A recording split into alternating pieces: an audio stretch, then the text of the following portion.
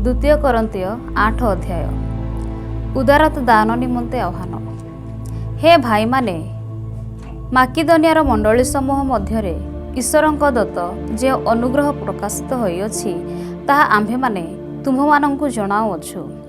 से माने महाक्लेश रूप परीक्षारे पड़िले हे सेमानंकर महानंद भीषण दरिद्रता मध्यरे सुधा प्रचुर भावे असीम बदान्यता उत्पन्न करिअछि। कारण मु साक्ष्य देउअछि जे सेमानंक शक्ति अनुसारे बरं सेमानंकर शक्तिर अतिरिक्त भावरे सेमाने दान कले। साधुमानंक सेवार सहभागिता रूप अनुग्रह प्राप्त हेबा निमंते सेमाने स्वच्छरे बहुत विनती सह आम्भमानंकु निवेदन कले। एथिरे सेमाने जे केवल आम्भमानंक आशानुसारे कले ताहा नुहे, मात्र ईश्वरंक इच्छा द्वारा चालित होई प्रथमे आपणा आपणाकु प्रभुंक निकटरे एवं आम्भमानंक निकटरे समर्पण कले। एणु तीतस तुम्भमानंक मध्यरे एही अनुग्रह कार्य जेउ प्रकारे आरंभ करिथिले सेही प्रकारे ताहा जेपरि समाप्त मध्य करंती एथि निमंते ताहांकु उत्साह देलु। आउ विश्वास, वक्तापण, ज्ञान ओ सर्व प्रकार उद्योग पुणी तुम्भमानंक प्रति आम्भमानंक प्रेमर प्रभाव एहीपरि समस्त विषय जेपरि तुम्भमानंक ठारे प्रचुर भावे देखा जाउअछि सेहीपरि एही अनुग्रह कार्य मध्य तुम्भमानंक ठारे प्रचुर भावे देखा जाउ। मु आदेश देला परि कहू नाही, मात्र अन्यमानंक उद्योग उल्लास करी तुम्भमानंक प्रेमर सरलता मध्य स्वप्रमाण करिबा निमंते कहुअछि। कारण आम्भमानंक प्रभु जीशु ख्रीष्टंक अनुग्रह तुम्भे माने जान, तुम्भे माने जेपरि ताहांकर दरिद्रता द्वारा धनवान हो, एथिपाई से धनी हेले हे किपरि तुम्भमानंक निमंते दरिद्र हेले। ए संबंधरे मोर मत एही, ताहा तो तुम्भमानंक निमंते हितजनक। जेणु गत वर्षरु तुम्भे माने जे प्रथम करी कार्य करिबाकु आरंभ कल ताहा नुहे, मात्र एहा कहिबा निमंते प्रथमरे इच्छा सुधा करिथिल। एबे सेही कर्म मध्य समाप्त कर।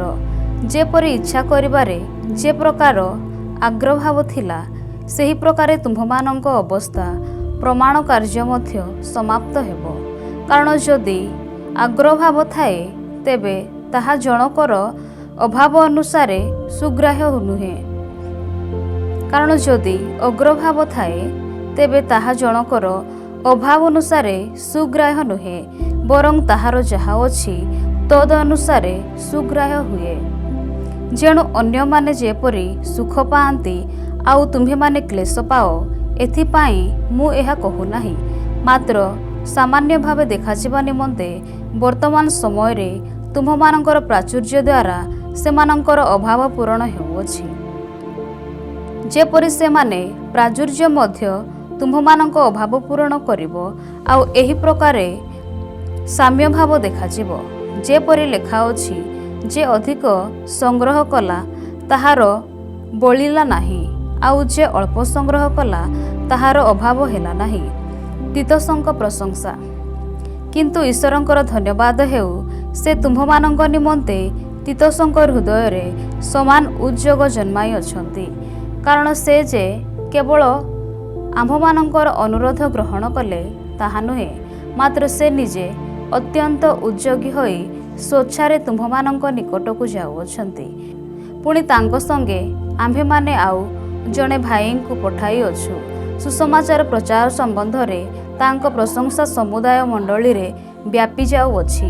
केवल ताहा नुहे, किंतु से मध्य आम्भमानंकर सेवा द्वारा साधित एही अनुग्रह कार्य संबंधरे प्रभुंक गौरव ओ आम्भमानंकर अग्रभाव निमंते आम्भमानंकर सहयात्री हेबा पाई मंडली समूह द्वारा नियुक्त होई अछंती।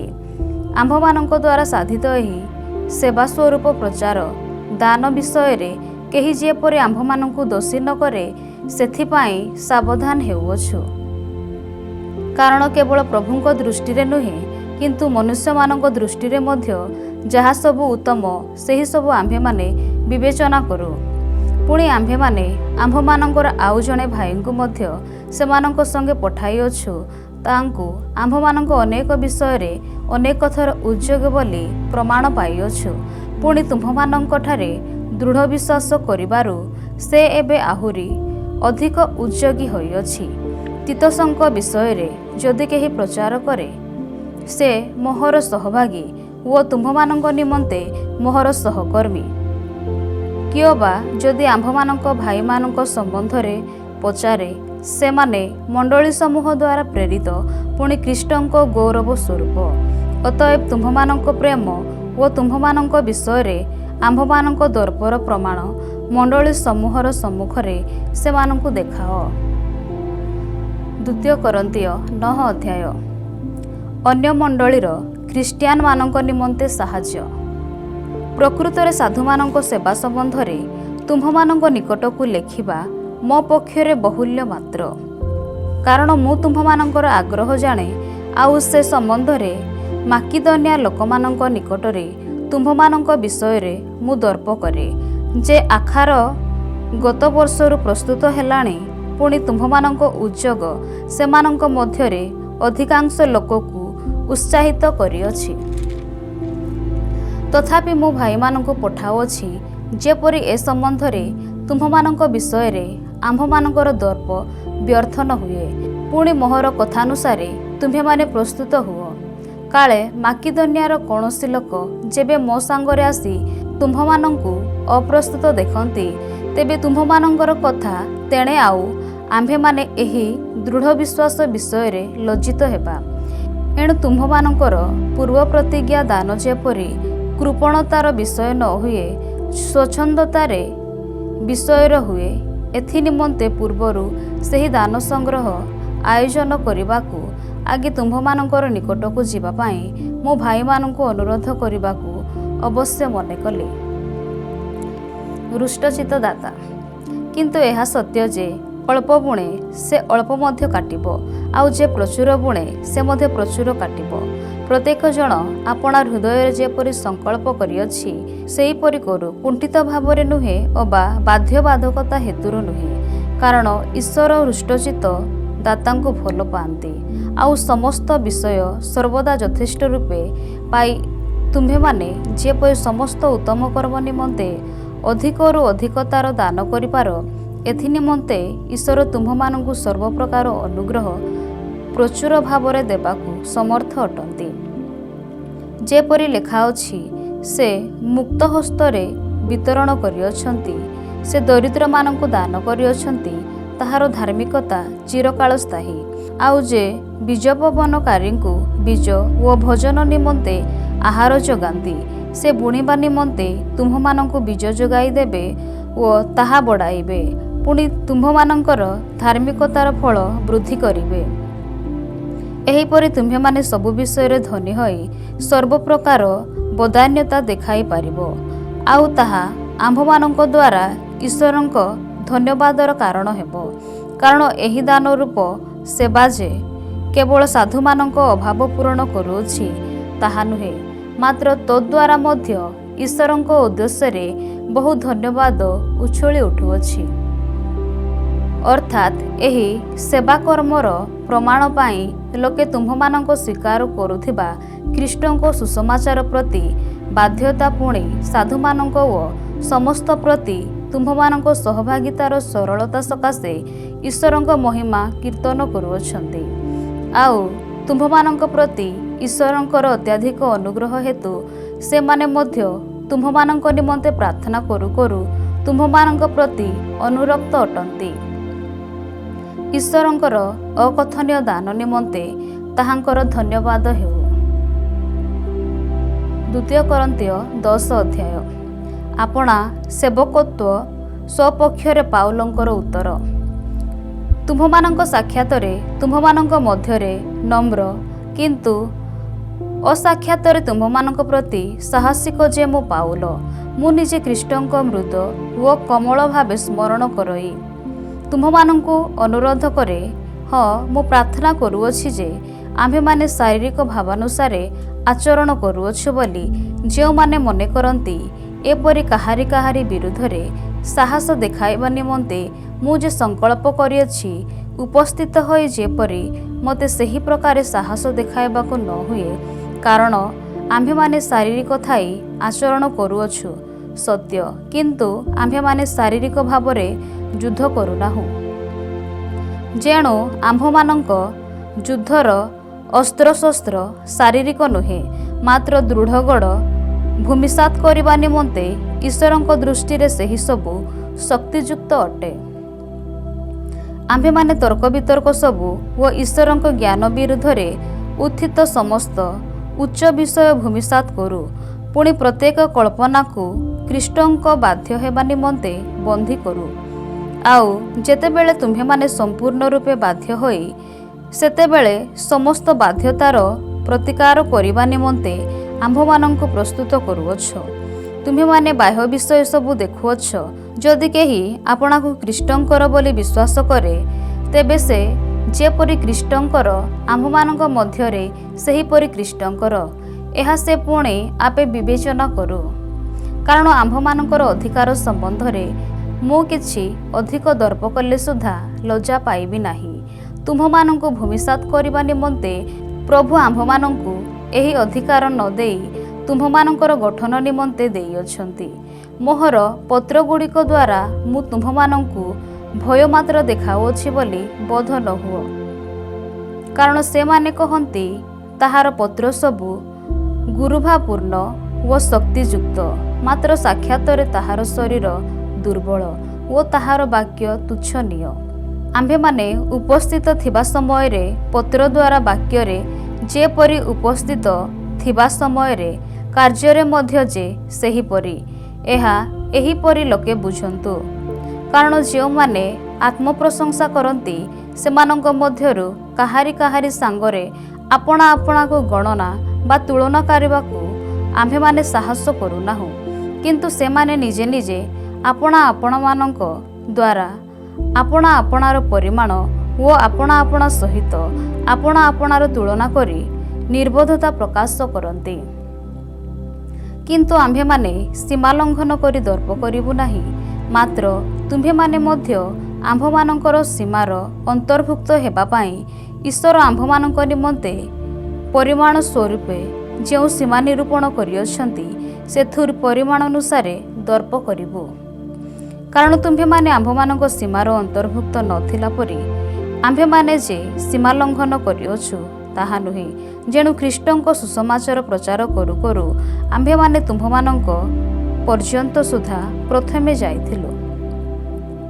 ଆମ୍ଭେମାନେ ପରିମାଣ ଅତିକ୍ରମ କରି ଅନ୍ୟର ପରିଶ୍ରମ ବିଷୟରେ ଦର୍ପ କରୁନାହୁଁ, ମାତ୍ର ତୁମ୍ଭମାନଙ୍କର ବିଶ୍ୱାସର ବୃଦ୍ଧି ସଙ୍ଗେ ସଙ୍ଗେ ଆମ୍ଭମାନଙ୍କର ପରିମାଣ ଅନୁସାରେ ଆମ୍ଭମାନଙ୍କର କାର୍ଯ୍ୟ ତୁମ୍ଭମାନଙ୍କ ଦ୍ୱାରା ଯେପରି ଅଧିକରୁ ଅଧିକ ବିସ୍ତାରିତ ହେବ। ପୁଣି ଆମ୍ଭେମାନେ ଅନ୍ୟର ସୀମା ମଧ୍ୟରେ ତାହାର କୃତକର୍ମ ବିଷୟରେ ଦର୍ପଣ କରି ତୁମ୍ଭମାନଙ୍କର ପରବର୍ତ୍ତୀ ଅଞ୍ଚଳମାନଙ୍କରେ ଯେପରି ସୁସମାଚାର ପ୍ରଚାର କରିବା, ଏହା ଭରସା କରୁଅଛୁ। କିନ୍ତୁ ଯେ ଦର୍ପ କରେ ସେ ପ୍ରଭୁଙ୍କଠାରେ ଦର୍ପ କରୁ। କାରଣ ଯେ ନିଜର ପ୍ରଶଂସା କରେ ସେ ପରୀକ୍ଷା ସିଦ୍ଧ ନୁହେଁ, ମାତ୍ର ପ୍ରଭୁ ଯାହାର ପ୍ରଶଂସା କରନ୍ତି ସେ ପରୀକ୍ଷା ସିଦ୍ଧ। 2 କରିନ୍ଥୀୟ 11 ଅଧ୍ୟାୟ। ପାଉଲ ଏବଂ ଭଣ୍ଡ ପ୍ରେରିତ। ତୁମ୍ଭେମାନେ ଯଦି ମୋର ଅଳ୍ପ ନିର୍ବୋଧତା ସହ୍ୟ କରନ୍ତ, ହଁ ତୁମ୍ଭେମାନେ ତ ମୋ ପ୍ରତି ସହିଷ୍ଣୁ। କାରଣ ଈଶ୍ୱରଙ୍କ ବିଷୟ ଉଦ୍ଯୋଗରେ ମୁଁ ତୁମ୍ଭମାନଙ୍କ ନିମନ୍ତେ ସହଯୋଗୀ। ଯେଣୁ ମୁଁ ତୁମ୍ଭମାନଙ୍କୁ ସତୀକନ୍ୟା ସଦୃଶ ଏକ ସ୍ୱାମୀଠାରେ ଅର୍ଥାତ୍ ଖ୍ରୀଷ୍ଟଙ୍କଠାରେ ସମର୍ପଣ କରିବା ନିମନ୍ତେ ବାଗଦାନ କରିଅଛି। କିନ୍ତୁ ସର୍ପ ଆପଣା ଧୃତତାରେ ହବାଙ୍କୁ ଯେପରି ବୁଲାଇଲା, ସେହିପରି କାଳେ ତୁମ୍ଭମାନଙ୍କ ମନ ଖ୍ରୀଷ୍ଟଙ୍କ ପ୍ରତି ସରଳତା ଓ ପବିତ୍ରତାରୁ ଭ୍ରଷ୍ଟ ହୁଏ, ମୋହର ଏହି ଭୟ ହେଉଛି।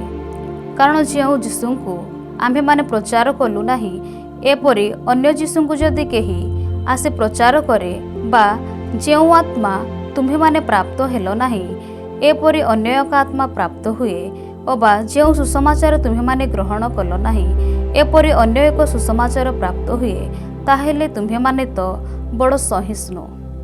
କାରଣ ସେହି ଶ୍ରେଷ୍ଠତର ପ୍ରେରିତମାନଙ୍କଠାରୁ ମୁଁ ଯେକୌଣସି ପ୍ରକାରେ କ୍ଷୁଦ୍ର ନୁହେଁ। ଏହା ମନେ କରୁଅଛି।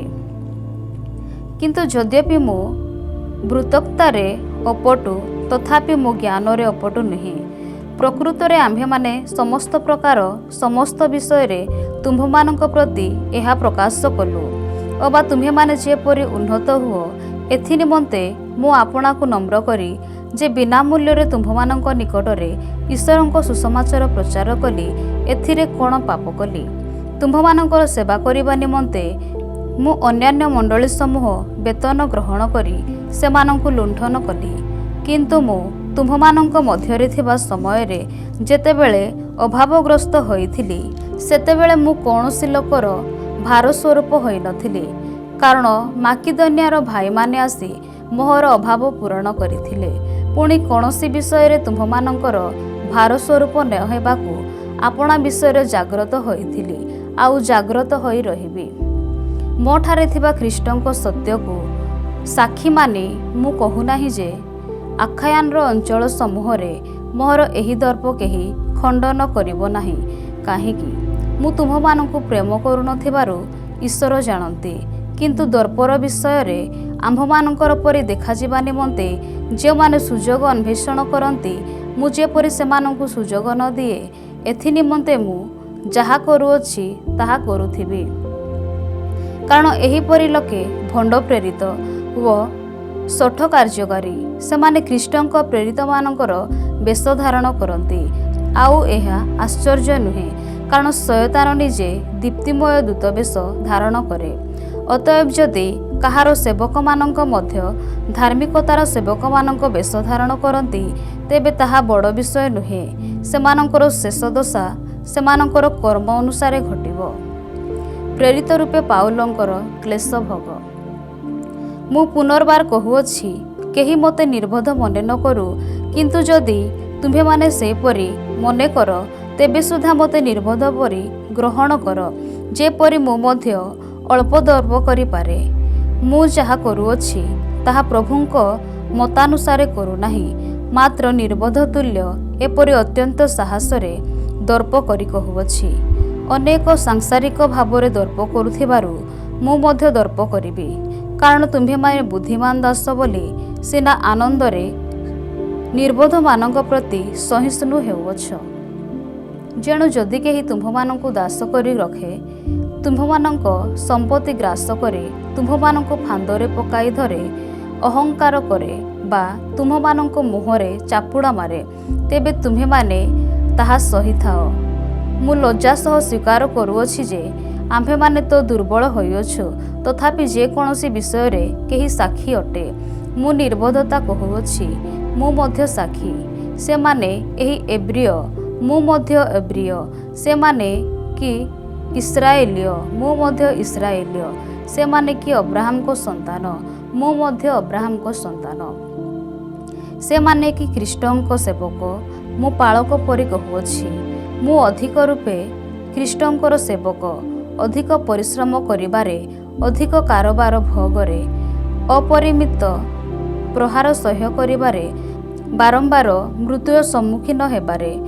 ମୁଁ ଯିହୁଦୀମାନଙ୍କ ଠାରୁ 5 ଥର 39 ପ୍ରହାର ପାଇଅଛି, 3 ଥର ବେତାଘାତ, ଥରେ ପ୍ରସ୍ତରାଘାତ, 3 ଥର ଜାହାଜ ଭଙ୍ଗ ସହିଅଛି, ଅଗାଧ ଜଳରେ ଦିବାରାତ୍ର କ୍ଷେପଣ କରିଅଛି। ଅନେକ ଥର ଯାତ୍ରା କରିବାରେ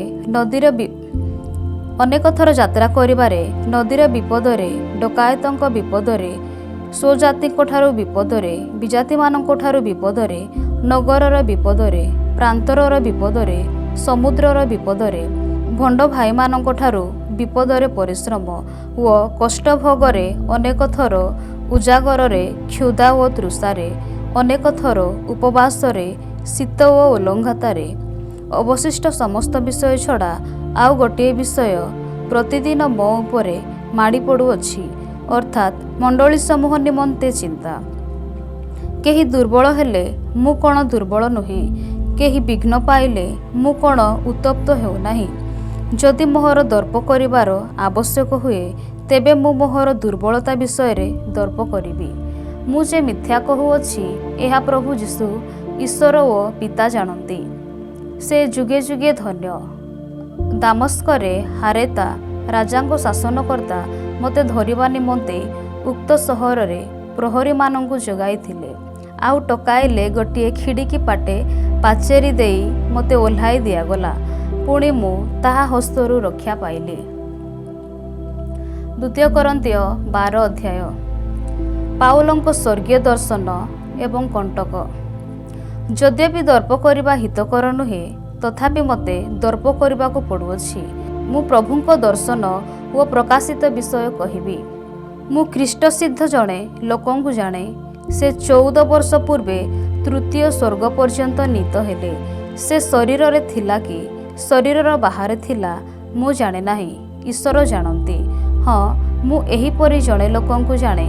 ସେ ପାରଦୀସକୁ ନୀତ ହେଲା। ସେ ଶରୀରରେ ଥିଲା କି ଶରୀର ବାହାରେ ଥିଲା ମୁଁ ଜାଣେ ନାହିଁ, ଈଶ୍ୱର ଜାଣନ୍ତି। ଆଉ ଯାହା ମନୁଷ୍ୟ ପକ୍ଷରେ କହିବା ବିଧେୟ ନୁହେଁ, ଏପରି ଅକଥନୀୟ ବାକ୍ୟ ଶ୍ରବଣ କଲା। ଏହିପରି ଜଣକ ବିଷୟରେ ମୁଁ ଦର୍ପ କରିବି, କିନ୍ତୁ ମୋ ନିଜ ବିଷୟରେ ମୋହର ଦୁର୍ବଳତା ବିନା ଆଉ କାହାରି ଦର୍ପ କରିବି ନାହିଁ। ଆଉ ଦର୍ପ କରିବାକୁ ଇଚ୍ଛା କଲେ ମୁଁ ନିର୍ବୋଧ ହେବି ନାହିଁ। ଯେଣୁ ମୁଁ ସତ୍ୟ କହିବି, କିନ୍ତୁ କାଳେ କୌଣସି ଲୋକ ମୋତେ ଯେ ପ୍ରକାର ଦେଖା କିମ୍ବା ମୋ ଠାରୁ ଯେ ପ୍ରକାର ଶୁଣେ, ମୋ ପ୍ରତି ପ୍ରକାଶିତ ବିଷୟରେ ଅତ୍ୟଧିକ ଶ୍ରେଷ୍ଠତା ହେତୁ ଯେପରି ମୋ ବିଷୟରେ ଅଧିକ ବୋଧ ନ କରେ, ଏଥିପାଇଁ ମୁଁ କ୍ଷାନ୍ତ ହୋଇଥାଏ। ଏଣୁ ମୁଁ ଯେପରି ଅତିଶୟ ଗର୍ବୀ ନ ହୁଏ, ଏଥି ନିମନ୍ତେ ମୋତେ ପ୍ରହାର କରିବା ପାଇଁ ମୋହର ଶରୀରରେ ଶୈତାନର ଦୂତ ସ୍ୱରୂପ ଗୋଟିଏ କଣ୍ଟକ ଦିଆଗଲା। ହଁ, ଯେପରି ମୁଁ ଅତିଶୟ ଗର୍ବୀ ନ ହୁଏ, ଏଥି ନିମନ୍ତେ ତାହା ଦିଆଗଲା, ଯେପରି ତାହା ମୋ ଠାରୁ ଦୂର ହୁଏ। ଏଥିପାଇଁ ମୁଁ ପ୍ରଭୁଙ୍କୁ ସେ ବିଷୟରେ 3 ଥର ବିନତି କଲି। ଆଉ ସେ ମୋତେ କହିଅଛନ୍ତି, ଆମ୍ଭର ଅନୁଗ୍ରହ ତୁମ୍ଭ ନିମନ୍ତେ ଯଥେଷ୍ଟ, କାରଣ ଦୁର୍ବଳତାରେ ଆମ୍ଭେମାନେ ଶକ୍ତିସିଦ୍ଧ ହଉ। ଅତଏବ ଯେପରି ଖ୍ରୀଷ୍ଟଙ୍କ ଶକ୍ତି ମୋ ଉପରେ ଅବସ୍ଥାନ କରେ, ଏଥିପାଇଁ ମୁଁ ଅତି ଆନନ୍ଦରେ ବରଞ୍ଚ ମୋହର ଦୁର୍ବଳତାରେ ଦର୍ପ କରିବି। ଯେଣୁ ଖ୍ରୀଷ୍ଟଙ୍କ ନିମନ୍ତେ ଦୁର୍ବଳତାରେ, ଅପମାନରେ, ଦୁର୍ଦ୍ଦଶାରେ, ତାଡ଼ନାରେ, ସଙ୍କଟରେ ମୁଁ ସନ୍ତୁଷ୍ଟ ହୁଏ। କାରଣ ଯେତେବେଳେ ମୁଁ ଦୁର୍ବଳ, ସେତେବେଳେ ମୁଁ ବଳବାନ। କରନ୍ତି ମଣ୍ଡଳୀ ନିମନ୍ତେ ପାଉଲଙ୍କର ବୋଝ। ମୁଁ ନିର୍ବୋଧ ହୋଇଅଛି, ତୁମ୍ଭେମାନେ ମୋତେ ବାଧ୍ୟ କଲ, କାରଣ ମୋର ପ୍ରଶଂସା କରିବା ତୁମ୍ଭମାନଙ୍କର ଉଚିତ ଥିଲା। ଯେଣୁ ଯଦ୍ୟପି ମୁଁ କିଛି ନୁହେଁ, ତଥାପି କୌଣସି ବିଷୟରେ ସେହି ଶ୍ରେଷ୍ଠତମ ପ୍ରେରିତମାନଙ୍କର ଅପେକ୍ଷା ଊଣା ନୁହେଁ। ଯେ ସମସ୍ତ ଚିହ୍ନ ଓ ଅଦ୍ଭୁତ କର୍ମ ପୁଣି ଶକ୍ତିର କାର୍ଯ୍ୟ ପ୍ରେରିତଙ୍କ ଲକ୍ଷଣ ସ୍ୱରୂପେ, ସେହି ସବୁ ପ୍ରକୃତରେ ତୁମ୍ଭମାନଙ୍କ ସମ୍ବନ୍ଧରେ ସମ୍ପୂର୍ଣ୍ଣ ଧୈର୍ଯ୍ୟ ସହକାରେ ସାଧିତ ହୋଇଅଛି। କାରଣ ମୁଁ ନିଜେ ଯେ ତୁମ୍ଭମାନଙ୍କର ଭାର ସ୍ୱରୂପ ହୋଇନାହିଁ, ଏହି ଗୋଟିଏ ବିଷୟ ଛଡ଼ା ଅବଶିଷ୍ଟ ମଣ୍ଡଳୀ ସମୂହ ଠାରୁ ତୁମ୍ଭେମାନେ କାହିଁରେ ନିକୃଷ୍ଟ ହୋଇଅଛ। ମୋହର ଏହି ଦୋଷ କ୍ଷମା କର। ଦେଖ, ମୁଁ ତୁମ୍ଭମାନଙ୍କ ନିକଟକୁ ଯିବା ନିମନ୍ତେ ଏହି 3ୟ ଥର ପ୍ରସ୍ତୁତ ଅଛି। ଆଉ ମୁଁ ତୁମ୍ଭମାନଙ୍କର ଭାର ସ୍ୱରୂପ ହେବି ନାହିଁ, କାରଣ ମୁଁ ତୁମ୍ଭମାନଙ୍କର ଧନ ନ ଖୋଜି ତୁମ୍ଭମାନଙ୍କୁ ଖୋଜୁଅଛି। ଯେଣୁ ସନ୍ତାନ ସନ୍ତତିମାନଙ୍କର ପିତାମାତାମାନଙ୍କ ନିମନ୍ତେ ସଞ୍ଚୟ କରିବା ଉଚିତ ନୁହେଁ, ମାତ୍ର ସନ୍ତାନ ସନ୍ତତିମାନଙ୍କ ନିମନ୍ତେ ପିତାମାତାର ସଞ୍ଚୟ କରିବା ଉଚିତ। ଆଉ ମୁଁ ତୁମ୍ଭମାନଙ୍କ ଆତ୍ମା ନିମନ୍ତେ ମହା ଆନନ୍ଦରେ ବ୍ୟୟ କରିବି। ହଁ, ମୋହର ପ୍ରାଣ ସୁଦ୍ଧା ବ୍ୟୟ କରିବ। ମୁଁ ତୁମ୍ଭମାନଙ୍କୁ ଅଧିକ ପ୍ରଚୁର ଭାବେ ପ୍ରେମ କରୁଅଛି ବୋଲି କ'ଣ ଊଣା ପ୍ରେମ ପ୍ରାପ୍ତ ହେଉଅଛି? କିନ୍ତୁ ଯାହା ହେଉ, ମୁଁ ନିଜେ ତୁମ୍ଭମାନଙ୍କୁ ଭାରଗ୍ରସ୍ତ କଲି ନାହିଁ, ମାତ୍ର ଧୃତ ହୋଇ ମୁଁ ତୁମ୍ଭମାନଙ୍କୁ ଛଳରେ ଧରିଲି। ମୁଁ ତୁମ୍ଭମାନଙ୍କ ନିକଟକୁ ଯେଉଁମାନଙ୍କୁ ପଠାଇଅଛି, ସେମାନଙ୍କ ମଧ୍ୟରୁ କୌଣସି ଜଣକ ଦ୍ୱାରା କି ତୁମ୍ଭମାନଙ୍କ ଠାରୁ କିଛି ଲାଭ କରିଅଛି। ମୁଁ ତିତୋସକୁ ଯିବା ନିମନ୍ତେ ଅନୁରୋଧ କରିଥିଲି, ପୁଣି ତାଙ୍କ ସହିତ ସେହି ଭାଇଙ୍କି ପଠାଇଥିଲି। ତିତୋସ କି ତୁମ୍ଭମାନଙ୍କ ଠାରୁ କିଛି ଲାଭ କରିଅଛନ୍ତି? ଆମ୍ଭେମାନେ କ'ଣ ଏକ ଆତ୍ମାରେ ଆଚରଣ କରୁନାହୁଁ? ଆମ୍ଭେମାନେ କ'ଣ ଏକ ବିପଦ ଚିହ୍ନରେ ଗମନ କରିନାହୁଁ? ଏପର୍ଯ୍ୟନ୍ତ ତୁମ୍ଭେମାନେ ଭାବୁଅଛ ଯେ ଆମ୍ଭେମାନେ ତୁମ୍ଭମାନଙ୍କ ନିକଟରେ ଦୋଷ କଟାଇଅଛୁ। ଈଶ୍ୱରଙ୍କ ସାକ୍ଷାତରେ ଖ୍ରୀଷ୍ଟଙ୍କ ସେବକ ସ୍ୱରୂପେ ଆମ୍ଭେମାନେ କଥା କହିଅଛୁ। କିନ୍ତୁ ହେ ପ୍ରିୟମାନେ ସମସ୍ତ ବିଷୟ ତୁମ୍ଭମାନଙ୍କ ନିଷ୍ଠା ନିମନ୍ତେ କହୁଅଛୁ। କାରଣ କାଳେ ଅବା ମୁଁ ଉପସ୍ଥିତ ହେଲେ ତୁମ୍ଭମାନଙ୍କୁ ଯେପରି ଦେଖାଇବାକୁ ଇଚ୍ଛା କରୁଅଛି ସେପରି ତୁମ୍ଭମାନଙ୍କୁ ନ ଦେଖେ, ଆଉ ତୁମ୍ଭେମାନେ ମୋତେ ଯେପରି ଦେଖୁଅଛ ଇଚ୍ଛା ନ କର ସେହିପରି ମୋତେ ଦେଖ।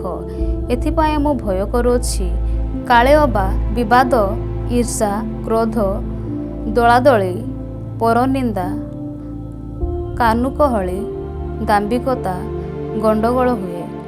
କାଳେ ମୁଁ ପୁନର୍ବାର ଉପସ୍ଥିତ ହେଲେ ମୋହର ଈଶ୍ୱର ତୁମ୍ଭମାନଙ୍କ ସମ୍ବନ୍ଧରେ ମୋତେ ପୁନର୍ବାର ଅବନତ କରନ୍ତି। ପୁଣି ଯେଉଁମାନେ ପୂର୍ବରେ ପାପ କରିଅଛନ୍ତି ଆଉ ଆପଣା ଆପଣା କୃତ ଅଶୁଚିତା, ବ୍ୟଭିଚାର ଓ କାମୁକତା ସକାଶେ ଅନୁତାପ କରିନାହାନ୍ତି, ଏପରି ଅନେକ ଲୋକଙ୍କ ନିମନ୍ତେ ମୁଁ ଶୋକ କରେ। 2 କରିନ୍ଥୀୟ 13 ଅଧ୍ୟାୟ। ଶେଷ ଅନୁଯୋଗ। ଏହି ତୃତୀୟ ଥର ମୁଁ ତୁମ୍ଭମାନଙ୍କ ନିକଟକୁ ଯାଉଅଛି। 2 ବା 3 ସାକ୍ଷୀଙ୍କ ସମ୍ମୁଖରେ ସମସ୍ତ କଥା ସ୍ଥିର କରାଯିବ। ଯେଉଁମାନେ ପୁନର୍ବାର ପାପ କରିଥିଲେ ସେମାନଙ୍କୁ ଓ ଅବଶିଷ୍ଟ ସମସ୍ତଙ୍କୁ ମୁଁ ଯେପରି ପୂର୍ବେ ଦ୍ୱିତୀୟ ଥର ଉପସ୍ଥିତ ଥିବା ସମୟରେ କହିଥିଲି, ଏବେ ଅନୁପସ୍ଥିତ ଥାଇ ସେହିପରି ପୂର୍ବରୁ କହୁଅଛି ଯେ ଯଦି ମୁଁ ପୁନର୍ବାର ଯାଏ ତାହେଲେ ସେମାନଙ୍କୁ ଛାଡ଼ିବି ନାହିଁ। ଯେଣୁ ଯେଉଁ ଖ୍ରୀଷ୍ଟ ମୋ ଠାରେ କଥା କହୁଅଛନ୍ତି ତୁମ୍ଭେମାନେ ତାହାଙ୍କର ପ୍ରମାଣ ଖୋଜୁଅଛ। ସେ ତୁମ୍ଭମାନଙ୍କ ପ୍ରତି ଦୁର୍ବଳ ନୁହନ୍ତି, ମାତ୍ର ତୁମ୍ଭମାନଙ୍କ ମଧ୍ୟରେ ଶକ୍ତିମାନ ଅଟନ୍ତି। କାରଣ ଯଦ୍ୟପି ସେ ଦୁର୍ବଳତା ହେତୁ କ୍ରୁଶାର୍ପିତ ହେଲେ ତଥାପି ଈଶ୍ୱରଙ୍କ ଶକ୍ତି ହେତୁ ସେ ଜୀବିତ। ଆମ୍ଭେମାନେ ମଧ୍ୟ ତାହାଙ୍କଠାରେ ଦୁର୍ବଳ, ମାତ୍ର ଈଶ୍ୱରଙ୍କ ଶକ୍ତି ହେତୁ ଆମ୍ଭେମାନେ ତୁମ୍ଭମାନଙ୍କ ପ୍ରତି ତାହାଙ୍କ ସହିତ ଜୀବିତ ହେବା। ତୁମ୍ଭେମାନେ ବିଶ୍ୱାସରେ ଅଛ କି ନାହିଁ ସେ ବିଷୟରେ ଆପଣା ଆପଣାକୁ ପରୀକ୍ଷା କର। ଆପଣା ଆପଣାର ବିଚାର କର, କିମ୍ବା ଯୀଶୁଖ୍ରୀଷ୍ଟ ଯେ ତୁମ୍ଭମାନଙ୍କଠାରେ ଅଛନ୍ତି ଏହା କି ତୁମ୍ଭେମାନେ ନିଜ ନିଜ ବିଷୟରେ ଜାଣ ନାହିଁ।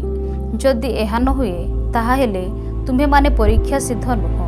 କିନ୍ତୁ ମୁଁ ଭରସା କରେ ତୁମ୍ଭେମାନେ ଯେ ପରୀକ୍ଷା ସିଦ୍ଧ ଏହା ତୁମ୍ଭେମାନେ ଜାଣିବ। ମାତ୍ର ତୁମ୍ଭେମାନେ ଯେପରି କୌଣସି ମନ୍ଦକର୍ମ ନ କର ଏଥିପାଇଁ ଆମ୍ଭେମାନେ ଈଶ୍ୱରଙ୍କ ନିକଟରେ ପ୍ରାର୍ଥନା କରୁଅଛୁ। ଆମ୍ଭେମାନେ ଯେପରି ପରୀକ୍ଷା ସିଦ୍ଧ ବୋଲି ଦେଖାଯାଉ ଏଥି ନିମନ୍ତେ ପ୍ରାର୍ଥନା କରୁନାହୁଁ, ମାତ୍ର ପରୀକ୍ଷା ସିଦ୍ଧ ନ ହେବା ପରି ଦେଖାଗଲେ ସୁଦ୍ଧା ଯେପରି ତୁମ୍ଭେମାନେ ଉତ୍ତମ କାର୍ଯ୍ୟ କର ଏଥିପାଇଁ ପ୍ରାର୍ଥନା କରୁଅଛୁ। କାରଣ ଆମ୍ଭେମାନେ ସତ୍ୟ ବିଷୟରେ କିଛି କରିପାରୁନାହୁଁ, କିନ୍ତୁ ସତ୍ୟ ପକ୍ଷରେ କରିପାରୁ। ଯେଣୁ ଆମ୍ଭେମାନେ ଯେତେବେଳେ ଦୁର୍ବଳ ଓ ତୁମ୍ଭେମାନେ ସବଳ ସେତେବେଳେ ଆମ୍ଭେମାନେ ଆନନ୍ଦ କରୁ।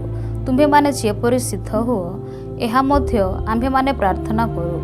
ଏ ନିମନ୍ତେ ଅନୁପସ୍ଥିତ ହୋଇ ମୁଁ ଏହିସବୁ ଲେଖୁଅଛି, ଯେପରି ଉପସ୍ଥିତ ହୋଇ ପ୍ରଭୁ ମୋତେ ଯେଉଁ ଅଧିକାର ଭଗ୍ନ କରିବା ନିମନ୍ତେ ନ ଦେଇ ଗଠନ କରିବା ନିମନ୍ତେ ଦେଇଅଛନ୍ତି ସେହି ଅଧିକାର ଅନୁସାରେ କଠୋର ବ୍ୟବହାର କରିବାକୁ ମୋତେ ନ ହୁଅ। ଶେଷରେ ହେ ଭାଇମାନେ, ଆନନ୍ଦ କର, ସିଦ୍ଧ ହୁଅ, ଚେତନା ଗ୍ରହଣ କର, ଏକମନା ହୁଅ, ଶାନ୍ତିରେ ବାସ କର, ଆଉ ପ୍ରେମ ଓ ଶାନ୍ତିରେ ଈଶ୍ୱର ତୁମ୍ଭମାନଙ୍କ ସହିତ ରହିବେ। ପବିତ୍ର ଚୁମ୍ବନ ଦେଇ ପରସ୍ପରକୁ ନମସ୍କାର କର। ସମସ୍ତ ସାଧୁ ତୁମ୍ଭମାନଙ୍କୁ ନମସ୍କାର ଜଣାଉଛନ୍ତି। ପ୍ରଭୁ ଯୀଶୁଖ୍ରୀଷ୍ଟଙ୍କ ଅନୁଗ୍ରହ, ଈଶ୍ୱରଙ୍କ ପ୍ରେମ ଓ ପବିତ୍ର ଆତ୍ମାଙ୍କ ସହଭାଗିତା ତୁମ୍ଭ ସମସ୍ତଙ୍କ ସହବର୍ତ୍ତୀ ହେଉ।